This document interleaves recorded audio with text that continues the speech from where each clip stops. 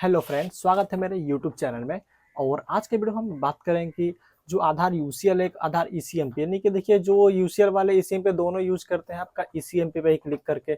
लेकिन एक ऑप्शन आता है यूनिवर्सल क्लाइंट, लेकिन काफी समय आ गया, यानी कि 1 साल पहले आ चुका है, लेकिन बहुत सारे लोग उसका यूज नहीं जान रहे थे कि उसका यूज कैसे करेंगे, आखिर कौन लोग उसका यूज करेंगे। जैसे कि ईसीएमपी वाले भी वहीं लॉगिन करते हैं, यूसीएल वाले भी एक ही जगह पे लॉगिन करते हैं, लेकिन जो यूनिवर्सल क्लाइंट आया है वो मतलब कौन लॉगिन करे, किसके लिए वो है। उस पर देखिए जो सिस्टम बना रहा है वो धीरे धीरे अपग्रेड कर रहा है। लगभग 1 ईयर 1.5 साल अब होने वाला है, उसके बाद भी लगभग सेम ही था, लेकिन अब जो फाइनली अनाउंसमेंट कर दिया है कि आप यूनिवर्सल क्लाइंट आप यूज कर सकते हैं। लेकिन कौन लोग यूज करेगा इसके बारे में पूरा जानेंगे। और ये बता दूं कि आपका यूसीएल पे बायोमेट्रिक अपडेट, नेम अपडेट 0 से 5 या फिर जो भी एनरोलमेंट है, न्यू एनरोलमेंट कर पाएंगे कि नहीं, इस वीडियो में पूरा जानकारी देंगे। आप इस वीडियो के एंड तक बने रहिए। तो फ्रेंड, पहले क्या था कि यूसीएल में हम सिर्फ नेम अपडेट कर पाते थे, एड्रेस अपडेट कर पाते थे, जो डेट ऑफ बर्थ था और जो भी डेमोग्राफिक में था डिटेल्स वगैरह अपडेट हम कर लेते थे। लेकिन बीच में क्या हुआ, 26 जनवरी 2023 में उसके ठीक 2-3 महीने बाद इसका डिसेबल कर दिया गया था। जिस तरह का ऑनलाइन पोर्टल डिसेबल हुआ था, सेम उसी तरह जो डेमोग्राफिक अपडेट में डीओबी नेम जेंडर है था, ये सब डिसेबल कर दिया गया था। ठीक लगभग सभी वेट करने के बाद लगभग 1 साल पार हो गया, 1.5-2 साल पार होने के बाद सभी ईसीएमपी में बहुत सारे लोग शिफ्ट हो गए थे यूसीएल छोड़ के। लेकिन जो यूसीएल वाले थे बहुत सारा सीएससी लोग यूज कर रहे, जो लोग खुद के अपने साइबर कैफे में बैठकर काम कर रहे, उन लोग कहना था कि मैं कब तक सिर्फ नंबर लिंक करेंगे, कब तक एड्रेस करेंगे। लेकिन ऐसा बात है कि बहुत सारे जगहों पे जो भी यूनिवर्सल क्लाइंट है, यानी कि सुनने में आ रहा है कि यूपी में, उत्तर प्रदेश में, वहां पे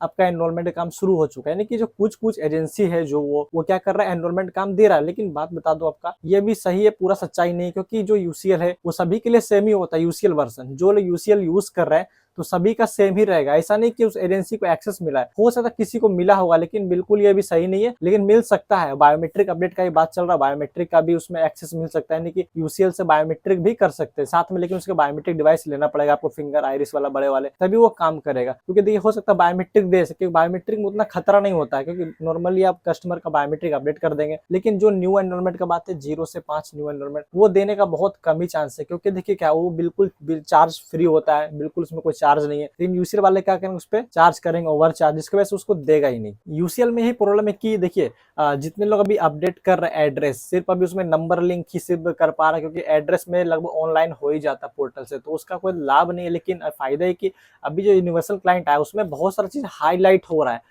हमने जो वीडियो बनाया था ईसीएमपी वाले सॉफ्टवेयर में, उसमें देखा था कि जो यूसीएल में भी लॉगिन कर रहा हूं तो सेम चीज आ रहा है, हाईलाइट हो रहा है। लेकिन जो नेक्स्ट अपडेट करने के बाद स्टेशन नॉट परमिट करके ऐसे एरर आ रहा है कि स्टेशन आईडी पे एक्सेस नहीं दिया हुआ, हाईलाइट तो हो रहा है लेकिन काम नहीं कर रहा है। डेमोग्राफिक में भी सेम प्रॉब्लम आ रहा है। लेकिन सबसे बड़ी बात ये होता है कि जो हम इसका जो ईसीएमपी यूज करते थे, जो भी ईसीएमपी यूज कर रहे हैं उसमें सारा कुछ हम कर सकते थे, लेकिन वो सिर्फ गवर्नमेंट एम्प्लॉय या फिर कुछ कुछ एजेंसी जिसके ईसीएमपी था, बहुत सारा यूसीएल में कन्वर्ट कर दिया गया। लेकिन जितने यूसीएल वाले अभी हैं सारा यूनिवर्सल पे शिफ्ट होना पड़ेगा, क्योंकि जितने भी एक्सेस है सब कुछ कुछ ना कुछ मिलेंगे, जरूर मिलेंगे। क्योंकि देखिए, क्योंकि यूसीएल में जो मिलने वाला कुछ चीज है, देखो बायोमेट्रिक मिल सकता है, 0 से 5 न्यू एनरोलमेंट का कहना बहुत कम है, मतलब चांस बहुत कम मिलने का, ऐसा नहीं हो सकता कि मिल ही जाए। यूसीएल में न्यू एनरोलमेंट इसलिए नहीं देगा क्योंकि जानते हैं कि यूसीएल पे जो न्यू एनरोलमेंट देगा तो सभी लोग क्या करेंगे, ओवर चार्ज करेगा ही करेगा। क्योंकि रीजन क्या होता है कि जितने भी सरकारी संस्था उस पर लगभग चार्ज नहीं लिया था, लेकिन फिर भी बहुत जगह लेता ही लेता है, ओवर चार्ज करता है। लेकिन यूसीएल में क्या, अगर दे दिया तो ये लोग ओवर चार्ज करेगा, इसलिए उसको एक्सेस नहीं मिलेगा। और रहा बात बायोमेट्रिक का, वो बिल्कुल मिल सकता है, क्योंकि उसमें किसी का खतरा उसमें नहीं होता डेमोग्राफिक का। यानी कि देखिए किसी का बायोमेट्रिक ही अपडेट कर पाएगा ना, अगर गलती करेगा तब भी वो रिजेक्ट हो जाता है। उतना नहीं किया बायोमेट्रिक दूसरे का डाल रहा है तो आपका हो जाएगा, अगर दूसरे का डालेंगे तो आधार भी उसका सस्पेंड हो जाता है। तो इसलिए बायोमेट्रिक मिलने का ज्यादा चांसेस है, आपको बायोमेट्रिक काम मिल सकता है। लेकिन न्यू एनरोलमेंट में थोड़ा चांसेस बहुत कम है मिलने का, कि क्योंकि सभी को ये नहीं दे सकता है। रहा बात डेमोग्राफिक का, क्योंकि देखिए यूसीएल से ऑलरेडी हटा चुका है। रीजन क्या है कि ये नहीं कि आपको डेट ऑफ बर्थ देगा तो काम ज्यादा आएगा, ऐसा नहीं।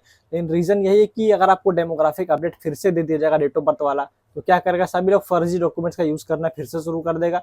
और जो डेटा वो लोग खुद ईसीएमपी का झेल नहीं पा रहे, तो यूसीएल का कहाँ से झेलेगा, क्योंकि यूसीएल का सेंटर बहुत ज्यादा है। जितने भी सीएससी है लगभग उसमें 70% लोग उसका यूज करते हैं यूसीएल को, सभी के पास है यूसीएल, इसलिए उसमें देने का बिल्कुल कम ही चांस है। तो यही बताएं कि अगर दे दिया तो बहुत अच्छा बात है, लेकिन इतना है कि जितने फर्जी डॉक्यूमेंट्स अभी लोग यूज किए थे इसी वजह से इतना प्रॉब्लम आ रहा है। अगर वो लोग डॉक्यूमेंट्स फर्जी वाला यूज नहीं करते तो आज यूसीएल पे बंद नहीं होता। लेकिन बता दो, आपका यूनिवर्सल क्लाइंट पे जितने भी हम काम करेंगे वो सभी एस लिखकर एस आई डी मिलेगा। एस आई डी ऐसा है कि जैसे न्यू एनरोलमेंट भी करेंगे उसमें भी एस आई डी मिलेगा, जो भी कीजिए वो एस आई डी से ही आपका सीरियल नंबर लिख कर ही आपका 27 डिजिट का टोटल आपका एनरोलमेंट नंबर मिलेगा, चाहे न्यू बनाइए चाहे अपडेट करिए। सबसे अच्छा बात इसमें यही लगता है, यूनिवर्सल क्लाइंट में सारा ऑनलाइन रहेगा। किसी का फाइंड आधार करेंगे तो बिल्कुल इजीली फाइंड हो जाएगा, जो भी डेटा है ऑटोमेटिक आ जाएगा, आपको एड्रेस फिलअप करने का जरूरत नहीं है। इसके लिए भी हम जो एनरोलमेंट वीडियो जरूर लाएंगे, लगभग 1-2 दिन बाद फिर से मेरे चैनल पे आ जाएगा।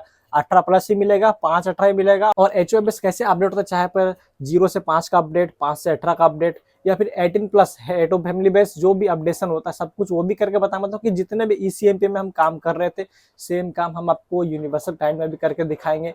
और एक ट्रेनिंग वीडियो उस पर भी आएगा ताकि आप लोग भी समझ से कैसे उसको यूज करना है, क्योंकि पहले क्या था कुछ मैनुअली टाइप करना पड़ता, अभी सब कुछ ऑटोमेटिक कर दिया गया, बिल्कुल ऑटोमेटेड है।